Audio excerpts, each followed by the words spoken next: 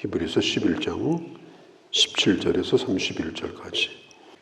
갈라디아서 3장에 보면 아브라함은 유대인의 조상일 뿐 아니라 오늘 예수를 믿는 그리스도인들의 믿음의 조상이다. 그렇게 말하고 있습니다.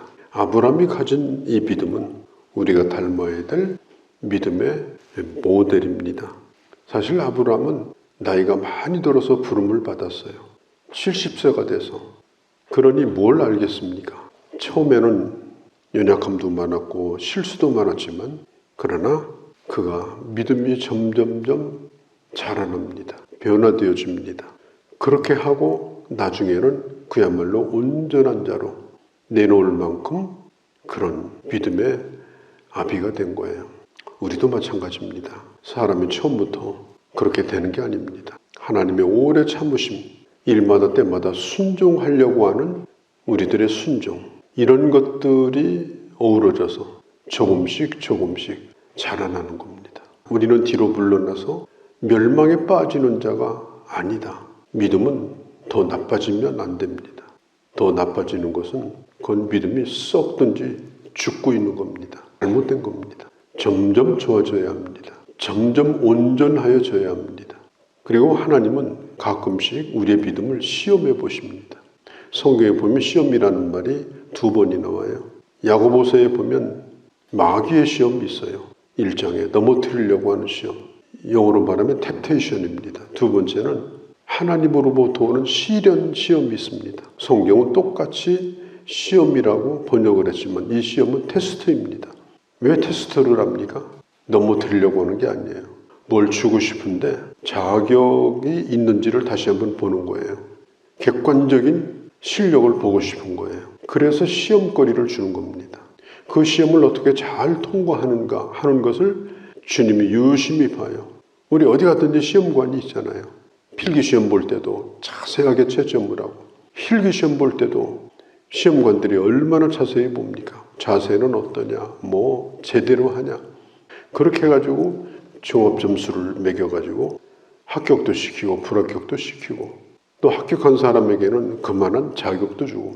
그러니까 이 시련의 어려움이 오는 것이 육신적으로나 또 심적으로 괴로운 일이지만 이것을 잘 견디고 이것을 감당해야 됩니다. 그래야만이 인정을 받습니다. 아브라함에게 마지막 시험이 있었어요.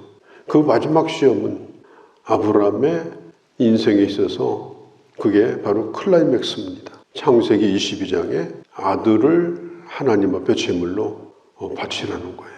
이름을 이삭이라고 지을 만큼 아브라함에게는 이삭이 그가 웃을 수 있는 모든 것이었습니다. 그 보람의 모든 것입니다. 그 인생의 최고의 열매입니다. 이삭은 자기 생명과도 바꿀 수 있는 존재입니다. 그리고 이삭을 통해서 하늘의 별처럼 바다의 모래처럼 많은 자손을 주겠다고 약속했습니다. 그런데 하나님께서 이 이삭을 제물로 바쳐라. 이건 말이 안 되는 얘기예요. 하나님의 약속은 어디로 간 겁니까? 인간적으로 생각하면 따질 말이 한두 마디가 아닐 거예요. 논리적으로 맞질 않아요. 그런데 이런 상황 속에서 아브라함은 묻지 아니하고 순종하기로 결단합니다. 우리는 우리 인생에 예기치 않은 일들을 갑자기 겪을 때가 있습니다. 그런 일들은 대부분 우리에게 다가오는 시련입니다. 어떤 사람은 사사건건 마귀가 시험했다고. 그건 잘못된 신앙이에요. 감기만 걸려도 마귀가, 기분 나빠도 마귀의 수족이 돼가지고 사는 사람이 있어요. 우리에게 다가오는 대부분의 일들은 내 믿음을 자라게 하기 위해서, 하나님이 나를 하나님의 사람답게 하기 위해서 나를 끌어올리시는 과정이다. 그것이 물질력이든 사람으로부터 오는 것이든 우리 삶의 여러 가지 일들, 이런 것들을 잘 감당해야 되는 거예요. 어떻게? 하나님의 사람답게. 오늘 이 아브라함은 이 마지막 인생의 이 시험, 그 시험을 지금 이제 받고 있습니다. 그의 안에 사라와 상의하지 않았습니다. 창세기 20장에 보면 그것도 아침 일찍이 해가 중천에 뜰 때까지 고민하지 않았어요. 아침 일찍 일어나서 일찍 일어났다는 말은 밤새도록 잠 못 자고 고민했다 그런 게 아니에요. 잠을 편안히 잘 자고 일찍 일어난 거예요. 칼과 불을 지필 나무와 그 다음에 그것을 짊어지고 갈 종과 함께 제물된 자기 아들을 데리고 올라가는 거예요. 우리가 인간적으로 보면은 아브라함이 얼마나 마음이 아프겠습니까? 그러나 이런 것들을 아브라함은 온전히 다 이기고 하나님의 말씀에 순종합니다. 하나님이 뜯어말리지 않았으면 아브라함은 그대로 했을 거예요. 하나님은 그 아브라함의 제사를 받으셨습니다. 그 순종을 받으셨습니다. 창세기 22장 16절 이후에 보면 다시 한번 약속합니다. 너의 후손이 크게 될 것이다. 내가 약속한 것을 반드시 지킬 것이다. 믿음으로 산다라는 것은 무엇이냐? 하나님 앞에 온전히 순종하는 것입니다. 결단한 바를 그대로 실천하는 것입니다. 아브라함이 가졌던 그 신앙은 이삭에게 이어지고 야곱에게 이어지고 야곱의 12아들 가운데 요셉을 통해서 이어지고 그런 장면이 오늘 짧지만은 나와 있습니다. 20절에 보면 이렇게 말하죠. 두 아들에게 장차 있을 일에 대하여 축복하였다. 야곱이 요셉의 두 아들에게 이 축복을 하는 겁니다. 므낫세와 에브라임. 순서로 치면 므낫세인데 야곱은 에브라임에게 오른손을 얹어서 축복을 해요. 요셉이 뜯어말렸어요. 우리 아버지가 정신이 없는가? 이 나이 먹은 야곱이 나도 안다. 그렇게 말합니다. 나도 안다. 그러나 하나님의 뜻은 에브라임에게 있다. 야곱이 지팡이에 의지해서 요셉의 아들들을 축복할 때 인간의 생각, 축복은 꼭 장자로만 흘러가야 된다. 아닙니다. 하나님의 주권, 그걸 인정하고 순종하여서 마지막 축복 기도를 해요. 처음에는 그렇지 않았거든요. 이제는 믿음이 자라서 하나님 앞에 갈 때가 되니까 그야말로 12지파의 아버지로서 부족함이 없는 그런 모습을 보게 되어집니다. 그리고 요셉이 나오죠. 그의 자손들이 애굽을 떠날 것을 말하고 자기 뼈에 대해서도 명했다. 요셉은 애굽을 구한 공신입니다. 아마 그가 죽었을 때 애굽의 국립묘지에 안정할 정도로 요셉은 공로자입니다. 충분히 그럴 자격이 있습니다. 그런데 요셉은 이렇게 말합니다. 장차 나의 후손이 애굽을 떠날 때 내 시신을 감회장했다가 나중에 그 뼈를 거두어서 내 후손들과 함께 내 뼈도 함께 그 땅에 가도록 그렇게 해달라. 유언을 남깁니다. 아브라함이 믿었던 것처럼 야곱이 믿었던 것처럼 요셉도 반드시 애굽을 떠나서 하나님이 약속하신 그곳으로 갈 것을 믿고 하나님의 사람으로 마지막 숨을 거두게 됩니다. 요셉은 그 후손들을 축복하고 무엇보다도 하나님의 약속이 반드시 이루어질 거라고 하는 것을 후손들에게 보여주는 거예요. 그래서 나중에 모세가 출애굽할 때 요셉의 뼈도 수습해가지고 그 백성들과 함께 가고 있는 걸 볼 수가 있습니다. 나는 천국으로 간다. 나는 그 소망을 지금까지 붙들고 살았고 오늘 나는 아버지 앞에 간다. 그것을 요셉이 보여준 거예요. 우리가 우리 자녀들에게 보여줄 것은 그런 아름다운 믿음의 고백, 가장 아름다운 성숙한 하나님의 사람, 그런 사람으로 기억될 수 있도록 내 후손들에게 그런 믿음의 모범을 보여줘야 됩니다. 그 다음에 보면은 모세가 나옵니다. 23절서부터. 모세는 대단히 어려운 때 태어났어요. 남자로 태어나면 다 죽어야 하는 그런 때를 맞았습니다. 그때에 모세가 태어난 거예요. 그때 모세의 부모들이 야, 너는 어떻게 그렇게 복도 없냐? 네 팔자는 왜 그러냐? 이걸 어떻게 하면 좋냐? 그렇게 탄식하지 않았어요. 성경에 보면 그의 부모가 모세를 볼 때 그 부모가 23절에 그 아이의 아름다움을 보았다. 얼마나 아름다운 하나님의 선물인지, 하나님의 자녀인지. 이건 꼭 잘생겨서 그런 게 아니에요. 어려운 때지만 하나님이 주신 선물이에요. 도저히 내가 기를 수 없는 처지에서 태어난 아이지만 그래도 하나님의 선물이에요. 부모가 지켜야 될 책임이 있어요. 믿음으로 키워야 될 책임이 있어요. 우리가 성경에 보면 자녀는 하나님이 주신 선물이다. 내 것이 아닙니다. 내 소유가 아닙니다. 하나님의 선물이고 하나님의 자녀입니다. 그래서 교회에서 그 영화부를 요게벳 사역이다 이렇게 말해요. 요게벳이 누구냐? 모세의 어머니입니다. 모세가 40살이 됐을 때 그는 결심을 합니다. 내가 히브리인으로 살아야 되는가? 왕족의 한 사람으로 살아야 되는가? 그는 어렸을 때에 요즘으로 말하면 초등학교 들어갈 때쯤까지 그 어머니에게서 자라났어요. 유모로 어머니가 들어가서 가르친 거예요. 어릴 때. 그래서 40살 됐을 때에 그는 결단을 하기로 합니다. 내가 어떻게 살아야 되나? 세상의 상을 바라보며 이 왕족의 신분을 유지할 것인가? 하나님의 상을 바라보면서 지금 노예로서 고통을 받고 있는 내 백성과 함께 할 것인가? 그는 고민을 합니다. 그러다가 그는 하나님의 백성과 함께 고난받는 것을 그는 결정을 합니다. 성경에 보면 분명히 말합니다. 하나님의 26절 상주심을 바라보았습니다.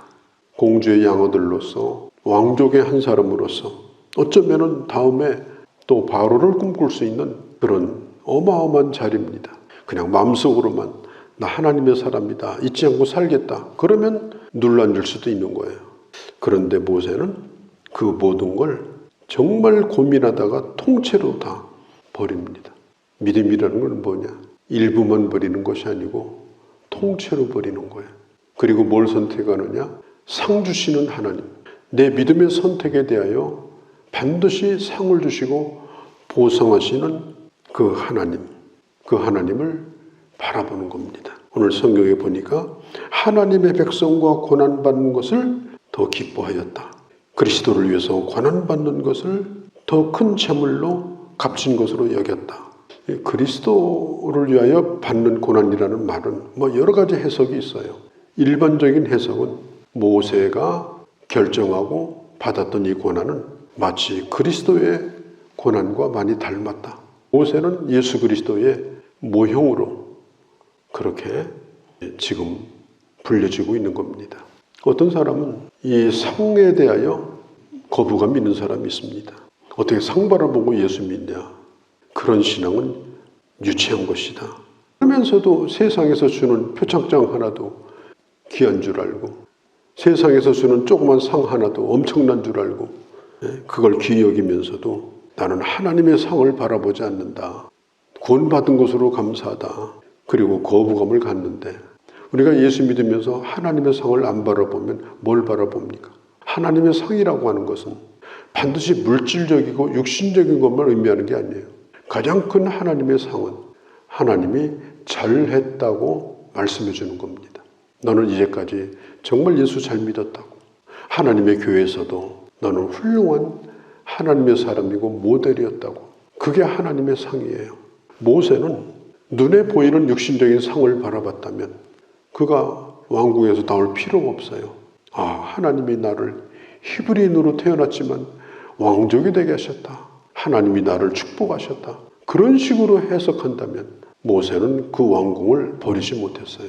그것보다도 하나님이 주시는 상, 하나님이 인정해 주시는 것, 하나님이 잘했다고 해주시는 좋은 선택, 이런 것에 대하여 모세는 하나님의 칭찬과 상급을 기대한 거예요.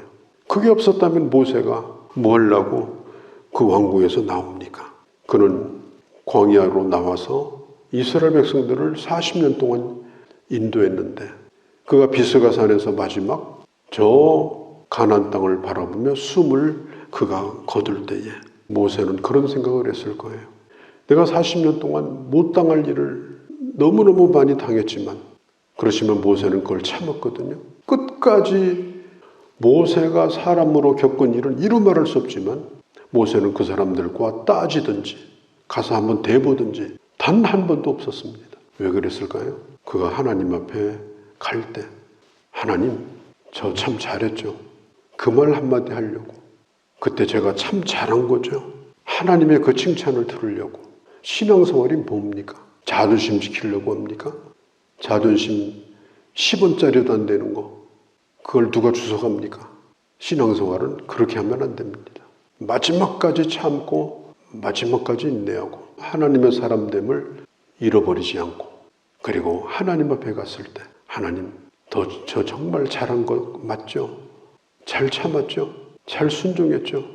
그리고 하나님으로부터 받는 그 보화와 상급, 그걸 기대하고 오늘 살아가는 사람이 하나님의 사람인 것입니다. 오늘 성경은 지금 그걸 말하고 있어요. 또 홍해를 건너는 장면이 나오는데 거기에서 믿음의 영웅들은 모세뿐 아니라 모세의 말에 순종하여 홍해를 건넜던 이스라엘 백성들이 영웅입니다. 또 가나안 땅에 들어가서 저 여리고성을 점령할 때 그때 들어갔던 정탐꾼을 숨겨줬던 라합, 그는 신분이 그렇게 좋지 않은 여인이었지만 정탐꾼으로부터 들었던 그 말을 하나님의 약속으로 받아들이고 그 정탐꾼을 숨겨줬던 라합의 믿음으로 산다는 걸 설명하려고 하지 말고 오늘 내가 겪는 삶의 현장에서 믿음으로 사는 것이 믿음입니다. 믿음의 사람으로 살아가는 그런 오늘과 또 우리 남은 삶이 되어주시기를 바랍니다. 거룩하신 우리 아버지 아브람, 그리고 그의 아들 이삭, 야곱, 그리고 모세와 요셉과 라합에 이르기까지 많은 믿음의 사람들을 보았습니다. 우리 왕궁의 부귀영화를 버리고 하나님의 백성과 고난을 받으며 더 좋은 상급을 바라보았던 모세와 같이 끝까지 믿음으로 살아서 모든 수고가 끝나는 그날에 하나님으로부터 받는 그 상급 때문에 그런 우리의 미래를 꿈꾸며 오늘을 믿음으로 사는 그런 저희가 되게 하여 주시옵소서. 우리 주 예수님의 이름으로 기도하옵나이다. 아멘.